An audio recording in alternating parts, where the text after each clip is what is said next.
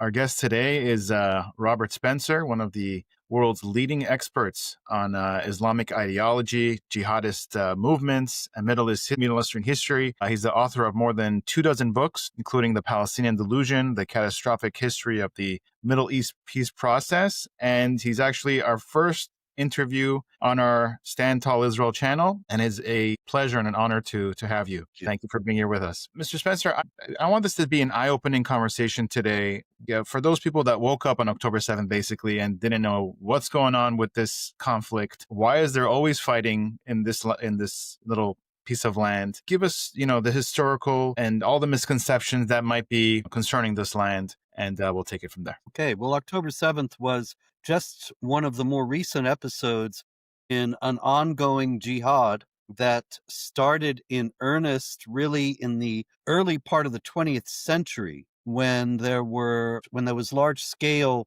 Jewish immigration into Palestine. Now, even when I say that, it's susceptible to tremendous misunderstanding because people who are uninformed historically say, you see, there was Palestine and then the Jews showed up and that caused all the trouble.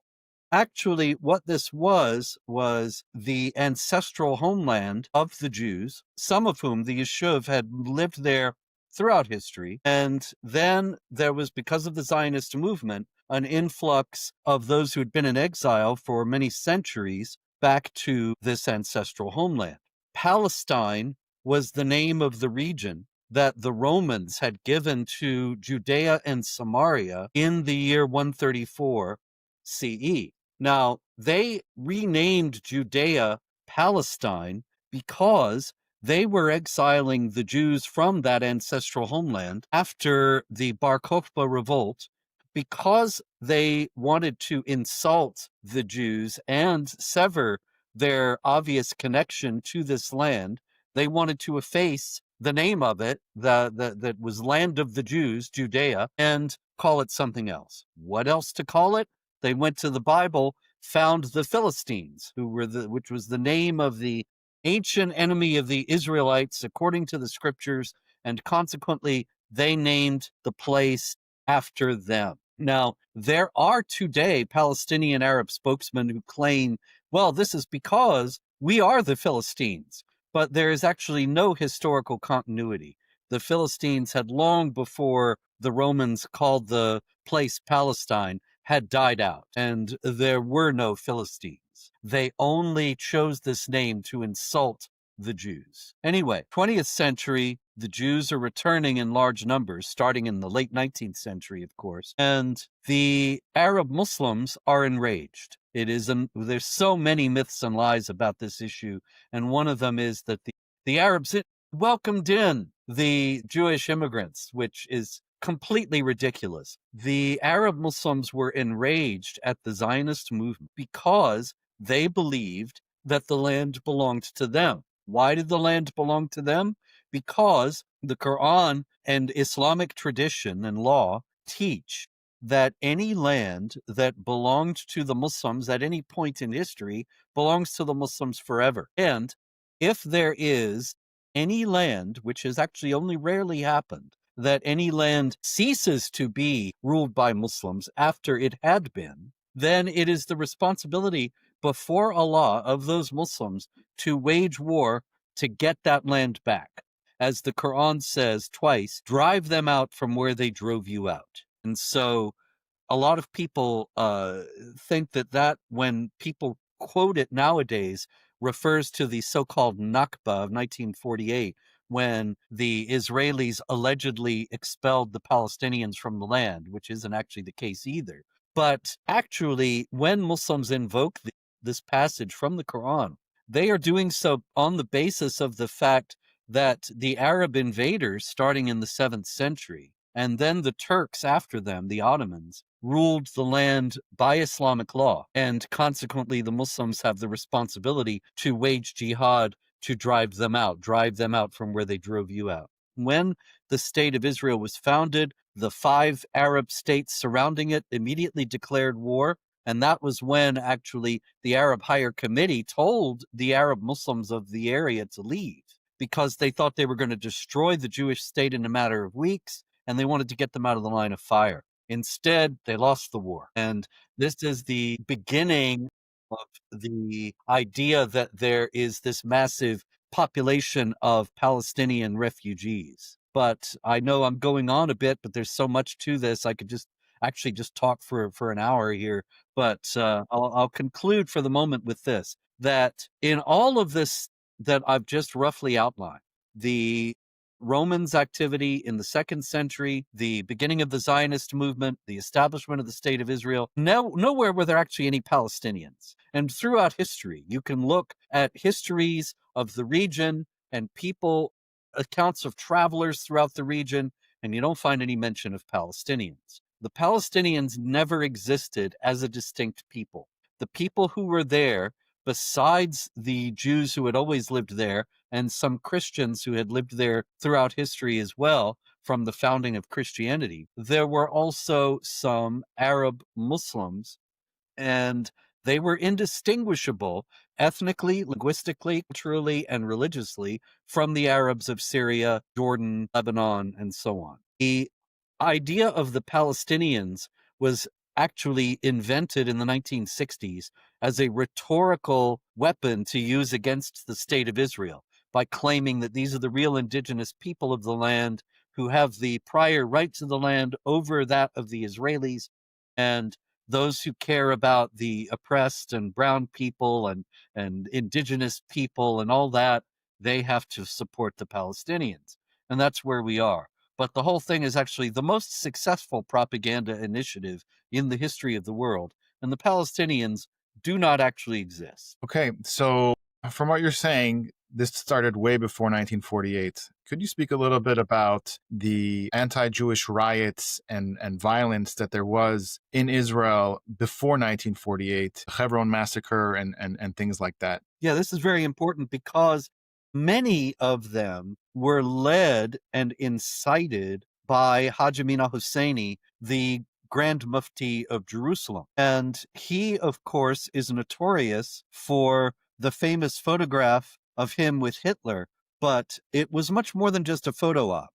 Al-Husseini actually lived in Berlin from 1941 to 45. He collaborated closely with the National Socialists. He actually was friends with Himmler and Eichmann. He made broadcasts in Arabic to the Arabic-speaking countries, calling upon them to ally with the Germans. He raised up a Muslim SS division out of Bosnian Muslims. And it also seems as if he may have given the Nazis the idea for the gas chambers that were used in the Holocaust, because he saw primitive gas chambers being used by the Turks against the Armenians in the Armenian genocide.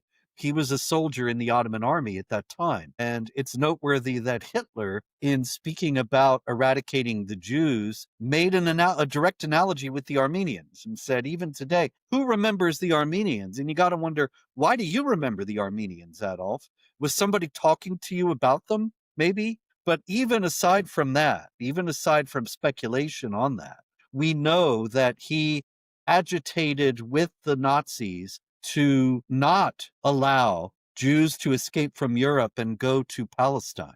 And he told them, you got to figure out another solution here. That's when the gas chambers started to be constructed. Now, long before this, in the early 20s, he was working with the British, who were occupying the territory under the Mandate for Palestine, which was given by the League of Nations to the British for the purpose of establishing a Jewish national home, which is Israel. So the British, although they were committed to establishing a Jewish national home, were actually quite opposed to the idea in practice. There were some who were for it, but more often than not, British officials wanted to work with the Arabs. The Arabs had helped them against the Ottomans during World War I. It's the whole Lawrence of Arabia business. Colonel T.E. Lawrence was the British official who worked with the Arabs to agitate and get them to fight the Ottomans, which helped the British because the Ottomans were on the German side. So after the war, they felt this tremendous gratitude to the Arabs, and they thought of the Zionist Jewish settlers as an irritant, as an afterthought. So they worked in various ways to try to discourage the Zionist settlement.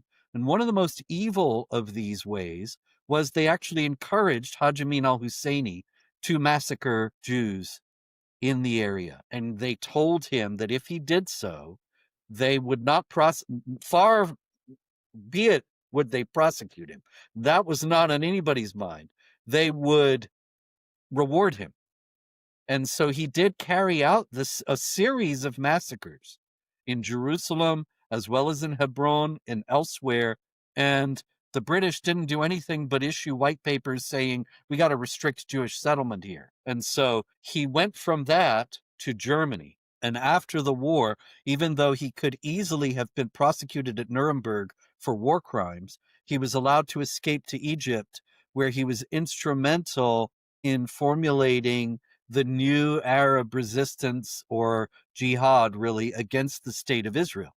And of course, he is also remembered today as the uncle of Yasser Arafat. It's interesting to hear about this Nazi alliance with this early jihad ideology. You would think that they didn't have much in common, but their Jew hatred, right? I mean, is that what united them, or was it something else? Well, there was a little bit more. That was certainly the main reason. And if you look at the text, I've got some extensive quotes in the Palestinian Delusion, text of al-Husseini's speeches in Arabic to the Arab Muslims during World War II. He's leaning heavily on Quranic passages that are attacking the Jews. And so he's saying, we all hate Jews together, ally with the Germans who are killing them.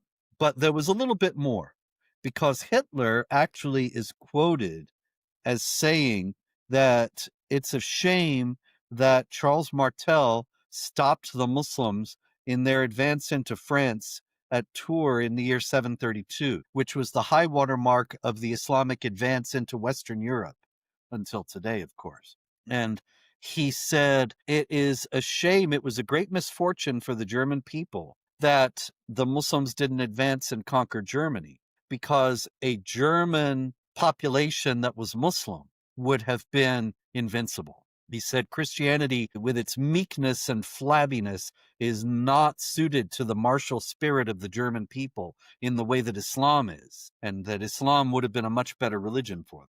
Is it possible to speak a little bit about the founding of the Muslim Brotherhood and where that went from there? Yeah, the Muslim Brotherhood is an international organization that was founded in 1928 in order to restore the caliphate. The caliphate is the only political entity to which Muslims should give their allegiance, according to Islamic law. Now, of course, this is problematic in practice because today there is no caliphate. But according to the theory in Islamic law, there is a successor, a caliph. Khilafah is successor, and the caliph is the successor of Muhammad as the military, political, and spiritual leader of all the Muslims worldwide. There have been great caliphates in history, the Umayyads, the Abbasids, the Ottomans, and so on. But none of them actually ruled all the Muslims in the world. But that is the theory, that this is the only legitimate government to which Muslims owe allegiance. It's a very important aspect of Islamic theology that the Muslims be a political entity and also a unified, single political entity. So, in 1924, an extraordinary thing happened. The founder of modern Turkey, Mustafa Kemal Ataturk, who was also very evil in his own way, but that's a different story. He actually was unique in the entire history of Islam in blaming Islam for the Ottomans' loss in World War I. And he said the West is Christian or secular, and they won. And we need to establish a Western-style secular republic in the way that the West has, and get rid of Islam, which he called the theology of an immoral Bedouin. And so he established secular Turkey, which still exists, although it's much less secular than it was when he started it, and it's not going to be secular at all for much longer. But in any case, he established it, and in 1924, he abolished the caliphate. The last caliphs were the sultans of the Ottoman Empire. And so first of course, the Ottoman Empire had dissolved, but he kept the caliph on because he was still the religious leader of the Muslims. But in 1920, got rid of that as well. So The Muslim Brotherhood, 4 years later, is designed to restore the caliphate, to restore this important unity, political unity of the Muslim world. And they blame a lot of the troubles of the Islamic world on the fact that it is disunited and under the thrall of the Western democracies. So the Muslim Brotherhood establishes itself all over the world. Even today, it's pretty much the largest Muslim organization. I'd be surprised if there were another that were larger. Every major Muslim group in the United States is linked to the Muslim Brotherhood. Hamas calls itself the Muslim Brotherhood for Palestine. And the whole idea is to wage jihad all around the world, whether by violent or stealthy means. In the United States, they're not blowing stuff up. They're doing it by stealthy means, infiltration and influence operations and so on. And the whole idea is ultimately to establish a caliphate. And Israel has to be destroyed, of course, as part of that, because in the first place, it's on Muslim land, as I explained before. And also, it's a particular insult to Islam because it is ruled by Jews. And the Jews, according to the Quran, are the worst enemies of the Muslims. And so their foremost opponents have established a state on land that belongs to Islam. The Brotherhood and its various offshoots think that's a terrible insult. This is why in the Hamas charter, it actually says Israel will arise and remain until Islam obliterates it. And that's a quote from Hassan al-Banna, the founder of the Muslim Brotherhood. I think that's been sufficiently appreciated, particularly in Washington, but also in Jerusalem and elsewhere, that it's not, they don't say the Palestinians until the Palestinians obliterate it or until the Arabs obliterate it. They say until Islam obliterates it. And you've got Iran, you've got the Palestinian Authority, you've got Hezbollah, you've got Hamas, you've got all of them. Whenever they speak about this conflict in general, they speak about Islam. And yet in every communique from every American president, they never mention Islam at all. And it seems to me you guys are missing what they're telling us about what this conflict is all about. And that is a recipe for making sure that your solutions will never work, as they never have. Could you speak a little bit more about why Islam hates Judaism so much, and what is the root over there? Yeah. Quran says that it is a new revelation that is the confirmation of what is in the Torah and the gospel. And that if the Jews and the Christians look in their books, they will find that Islam is true. Now, of course, Jews and Christians have looked in their books and they don't find Islam is true. And this is the famous Islamic dilemma that is getting a lot of publicity lately, that the Quran tells Jews and Christians to consult their own books to determine if Islam is true. But when they do, they don't find that it's true. And so Muslims charge that the Jews and Christians have actually dared to tamper with their own holy books. And so not only are the Jews the worst enemies of the Muslims, but they're enemies of God as well, because they have taken his revelations and dared to alter them to suit themselves. Now, Islam does not just make theological statements like that and leave them. Islam is a political religion as well as, it's political as well as religious. So when you say the Jews are renegades who have rejected Allah, rejected his true prophet, rejected the latest holy book, and are actually tampering with their holy book and are the enemies of the Muslims and of Allah, well, then you come up against a very important passage of the Quran that is also very frequently overlooked. And that is chapter 9, verses 14 and 15, which says, fight them and Allah will punish them by your hands. Allah will punish them by your hands. That is, you are the executors of the divine punishment. The Muslims are the ones who bring the wrath of Allah to the disbelievers. And so it's not just that the Jews are enemies of Allah and the Muslims who have rejected the true prophet and tampered with their scriptures. It is also that the Muslims have the responsibility to fight them so that Allah can punish them. And this is why, for example, the Islamic Republic of Iran hates Israel. Iran doesn't have a border with Israel. Iran doesn't have competing economic interests with Israel. There's no reason for those two countries to be enemies except Islam. That the Quran says all these things about the Jews, and there's much more. I could go on for hours also about the Jew hatred that is in the Quran and Sunnah.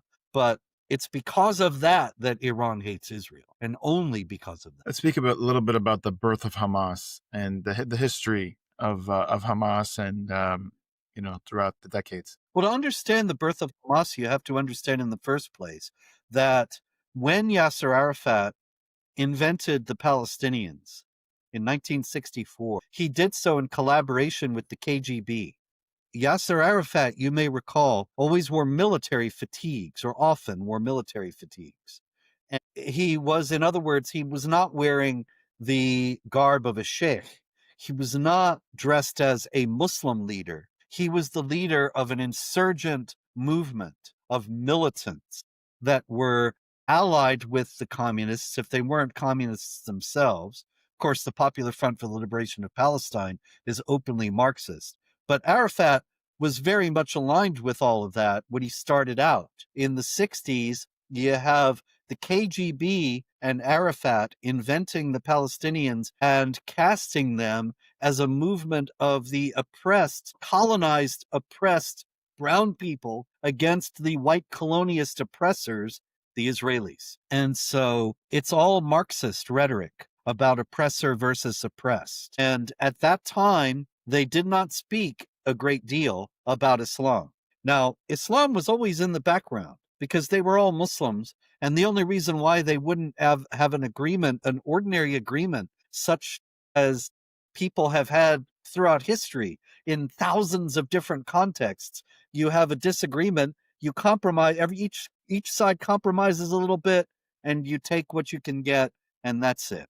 But in this case, there's never any agreement that ever works because Islam is maximalist. It demands the whole thing. Drive them out from where they drove you out, not just drive them out of part of it and leave them the rest in a two-state solution or something like that. Drive them out, all of it. So they're not talking about Islam, but Islam is in the background.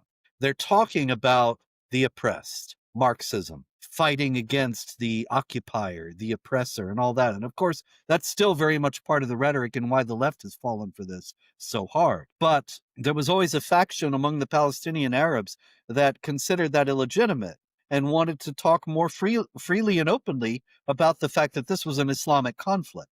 And so they started Hamas in 1987 as a competitor to the Palestinians, to the PLO, the Palestinian Liberation Organization, that later became the Palestinian Authority in the 90s, because they thought that these people weren't sufficiently Islamic.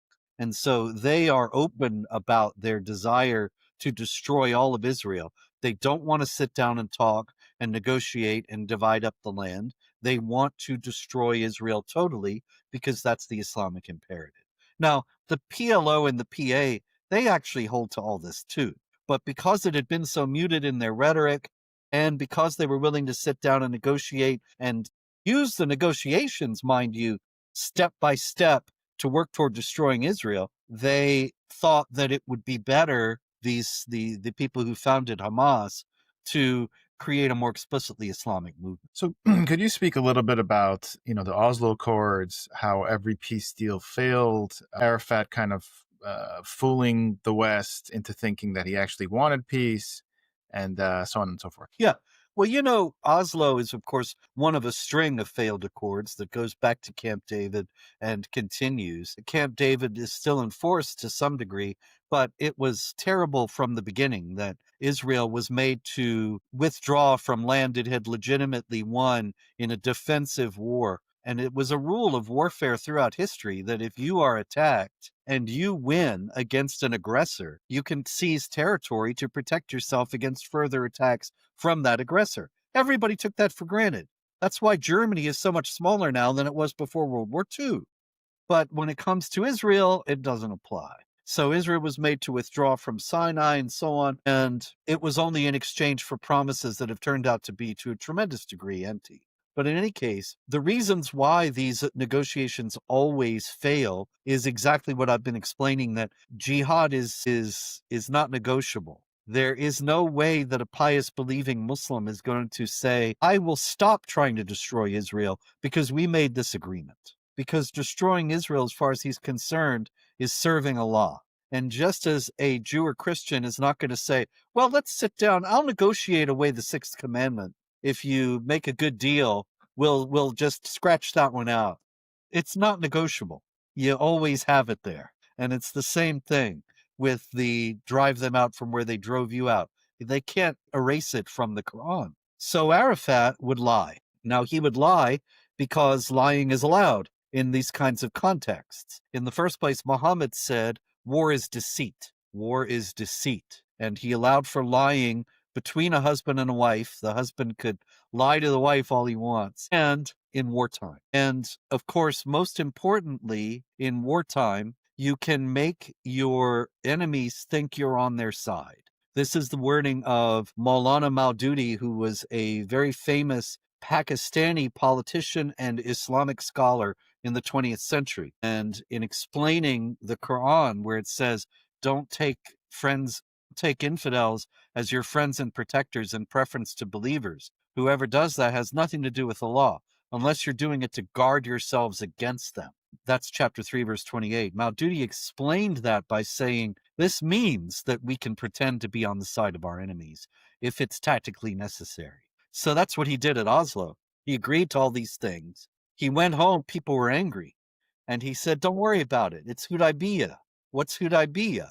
This is a treaty that Muhammad concluded according to Islamic tradition in the year 628. In the year 628, he was fighting the Meccans, who were the pagan Arabs. He was from Mecca, but they had rejected his claim to be a prophet. And he asked them to conclude an agreement. They were the stronger party, and they agreed to conclude this agreement with him, whereby they would not fight for 10 years. He was only using it to have a respite from the fighting so that he could gather his forces and augment his forces so that he could defeat them later. So long before the 10 years were up, he broke the treaty, and the Meccans were overawed. They saw that he was much more powerful, and they surrendered without a fight.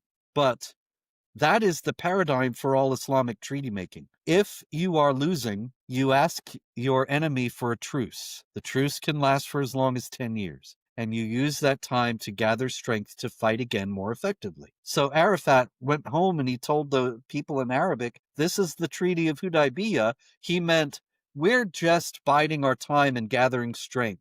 This is not a real truce like we're making peace and going to live side by side in peace with Israel. And meanwhile, Bill Clinton, he didn't know any of this. And he just thought, well, I've just made peace. I'm going to get me a Nobel Prize. And he thought that he was going to actually bring this whole conflict to an end.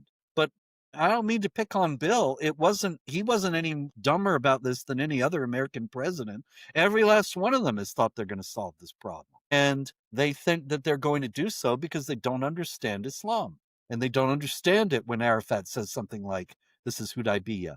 And they don't care to be told. So they keep making the same mistakes again and again and again. You mentioned the presidents. So what's currently happening right now with, Donald Trump trying to make, saying there's peace. What do you have to say about that? The same thing.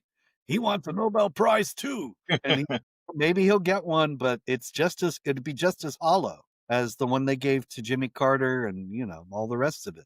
And Arafat, for that matter. The president is making exactly the same mistake that has been made by all the other presidents. And that is thinking that this is a conflict that the opponents are thinking of in Western terms. In the West, you have a war for a while, and one side is winning, and the other side surrenders and signs a paper saying it's all done. That's not what happens in jihad. In jihad, they only sign a paper, like I said, to get 10 years to gather their strength to fight again. There is no doubt whatsoever,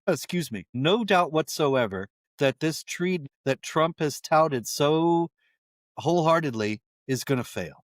And Trump is going to attack it. Hamas is going to attack Israel again. And Israeli civilians are going to get killed again. And he stopped them from eradicating Hamas, which also would not have ended the jihad, but would have set it back maybe decades. And he stopped them because he thought, he's a deal maker and we're going to sign this deal and it's going to be the best deal you ever saw. And it's just going to be the same failure we have seen again and again. Okay, let's speak a little bit about the first intifada, the second intifada, the suicide bombings, all that. Yeah. Well, all of this is just more of the jihad. When they talk about intifada, it's a term of tremendous significance. It means an uprising or shaking off the oppressor, all these things. And people, especially Marxists, love that kind of talk, and they love to style themselves as the oppressor fighting against it appeals to their heroic self-image. But really, the intifadas are just more intensified episodes of jihad. It's all jihad with the ultimate goal of eradicating Israel. Suicide bombings take place because the Quran promises paradise to those who kill and are killed for Allah.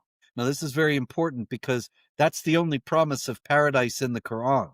See, in Islam, your good deeds are on one scale and your bad deeds are on another. And if your good deeds outweigh your bad deeds, you go to paradise. If your bad deeds outweigh your good deeds, you go to hell. Now, how many good deeds and bad deeds have you committed? And how much does each one weigh? You don't know, right? I don't know. And so imagine if you're a believing Muslim and you really think that this is happening, you could be tormented by the fear of hell, which is very, very lavishly described in the Quran.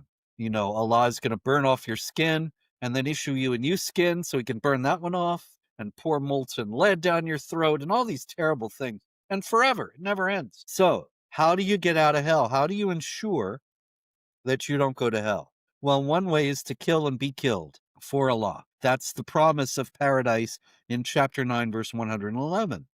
And so, as the only promise of paradise in the Quran, it makes suicide attacks extremely attractive. Also, there's the fact that heaven in the Quran is a big bordello full of babes, and you just have sex for all eternity. So there was a kid about 13 years old, 14, and this was a few years ago, long before October 7th, but he was stopped at a checkpoint in Israel, and he had a bomb strapped on, and the IDF sent out their automated bomb disarmer, which is quite a machine, really, so nobody ends up getting blown up.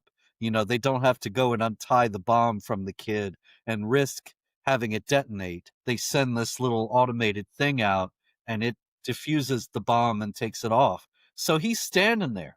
He's standing there in his underwear because they've taken off all his clothes and they're taking off the bomb with the machine. And he calls out to the IDF soldiers, how am I going to get to paradise now and meet the virgins? He takes this very seriously. And it's a great inducement. Wow. Okay, let's skip to October 7th. The media's double standard showing Israel as an aggressor, Hamas winning the information war and sympathy from the West and all that. It seems like it was a concerted effort that was planned long before October 7th.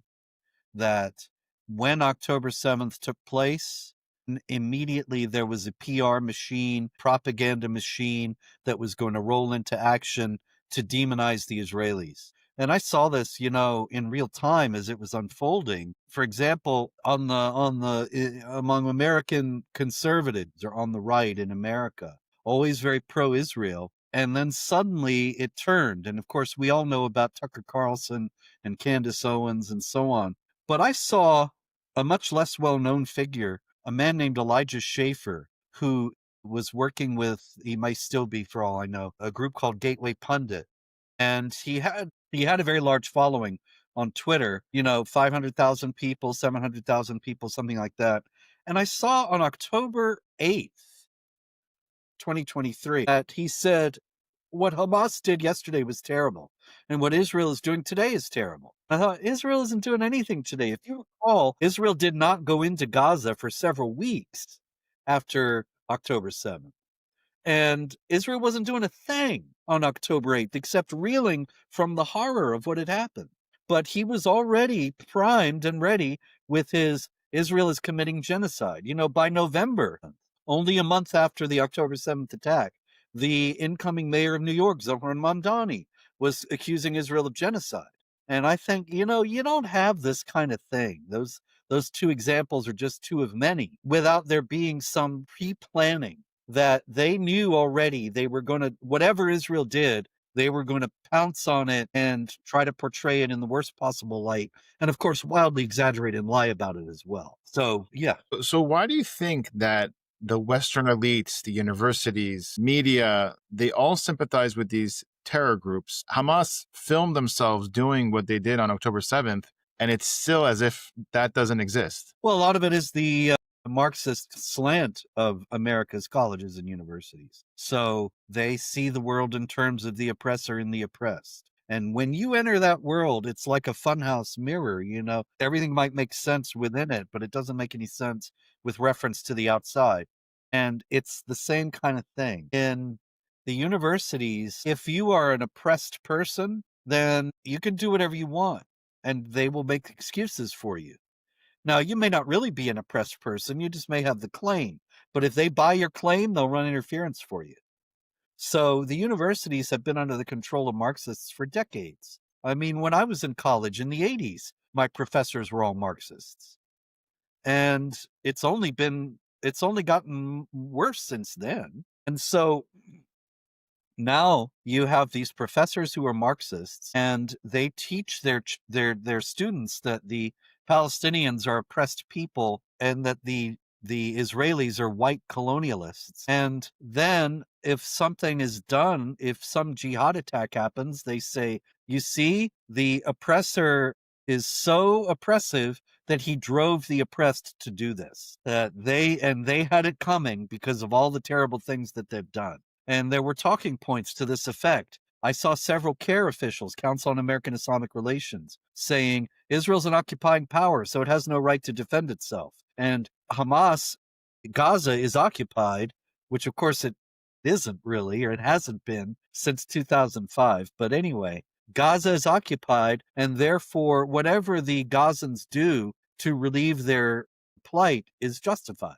And this kind of thing went out all over. You speak a little bit about the United Nations and the bias that they have and they always had against Israel. And is there anything that could be done? The United Nations is made up of two major groups, communists and Muslims, just like the left Islamic alliance everywhere. You have communists who hate Israel because they want to establish an internationalist collective, a massive multinational state that is socialist and doesn't have borders because it encompasses everywhere. And they want to destroy the United States because it's the foremost nation state.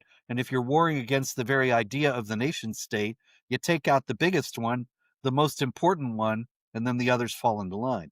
And also, if you want to destroy the nation state and establish an international mega state, you also hate the one group of people who've never assimilated into the larger collective throughout history, but they have always resisted and kept to their own traditions, their own customs, their own community. And they weren't attacking the outer community, but they just wouldn't join it.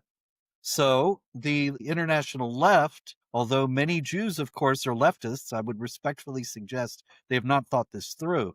The international left is essentially anti-Israel and anti-Jewish, because even Karl Marx wrote about the necessity for the Jews to stop being Jews, to melt into the larger community as part of the collective.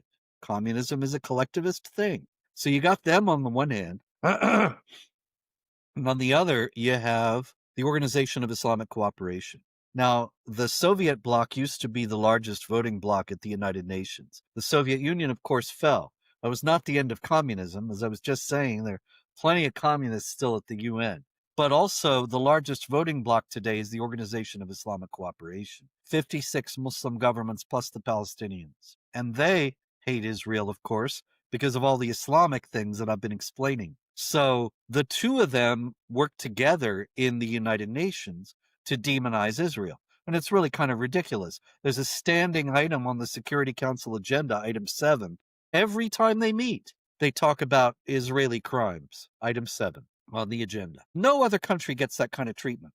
And so you look around the world, you look at North Korea, at Iran, human rights abusers all around the world, and they pick on Israel. And that's because of the communists and the OIC.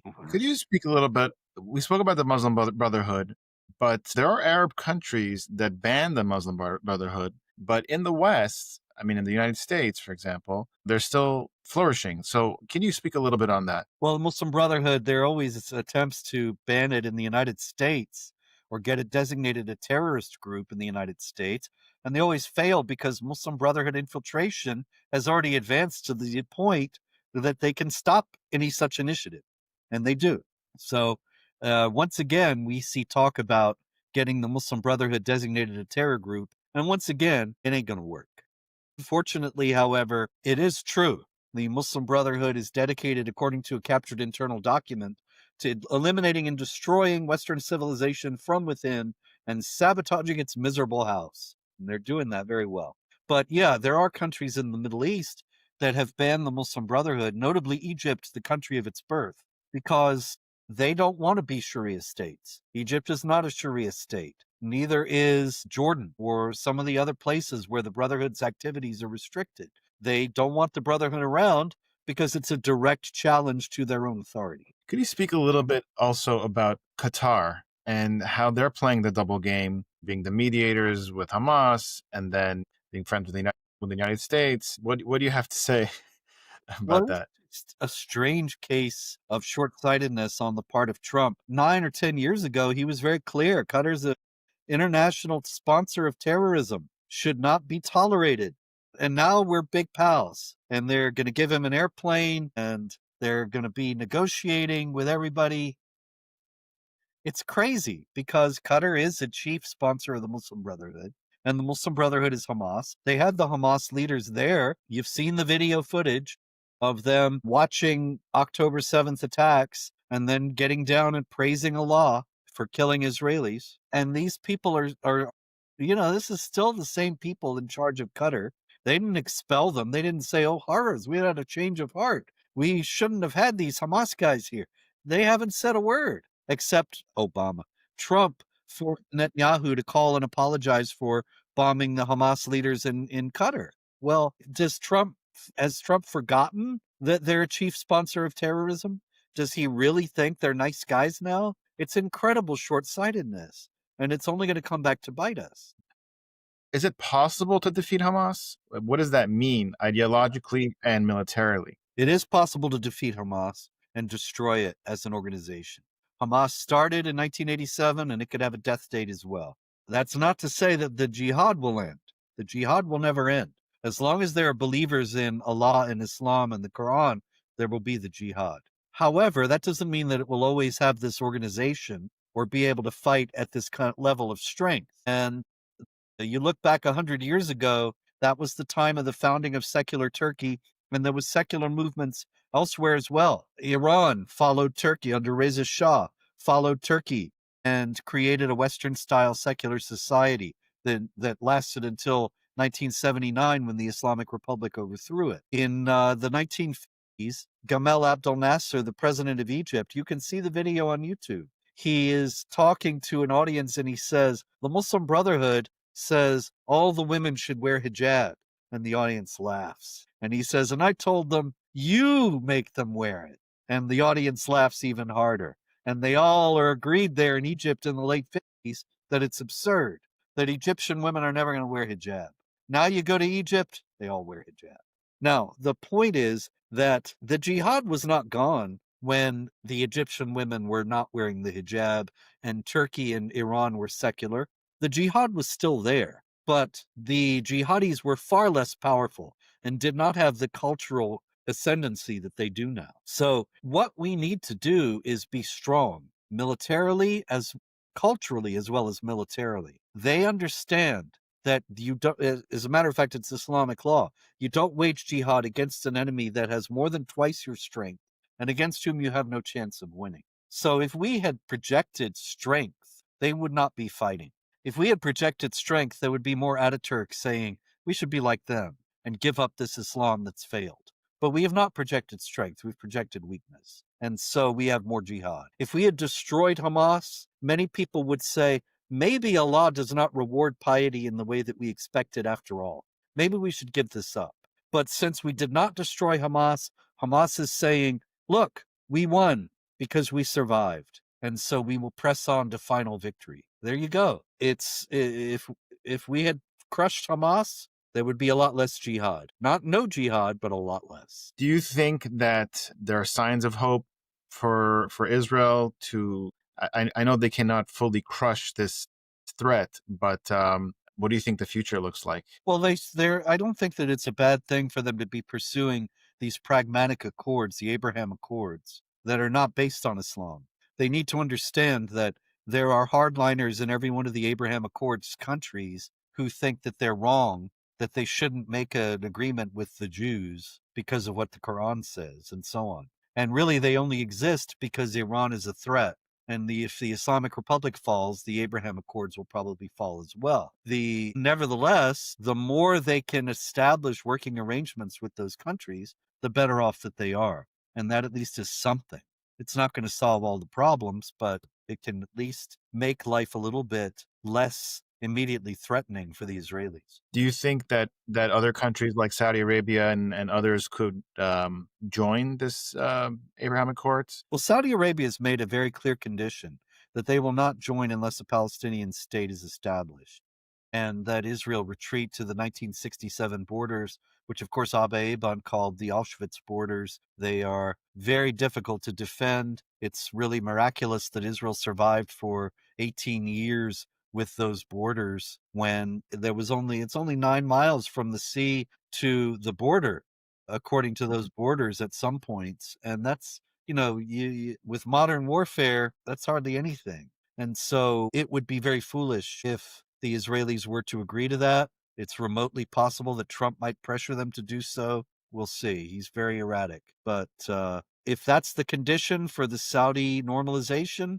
Israel can live without the Saudi normalization. Okay, I want to ask you a last question. There's a lot of talk about, America first. We don't need Israel and all that. And obviously, we mentioned Tucker Carlson. Could you speak about why America does need Israel and what America gains from Israel? There's a tremendous amount of cooperation that I think people don't know about between America and Israel in matters of military hardware and materiel and also intelligence. The Israelis have been extremely generous in sharing various kinds of information with the American government. It's not a one-way alliance in the slightest degree. Also, just in a general sense, America first does not mean and should not mean America alone in the sense of America having no allies. Israel faces a common foe that we face as well. People don't know because they don't study the area, but Hamas and Hezbollah and Iran, they have the same ideology 100% as those who struck the United States on 9/11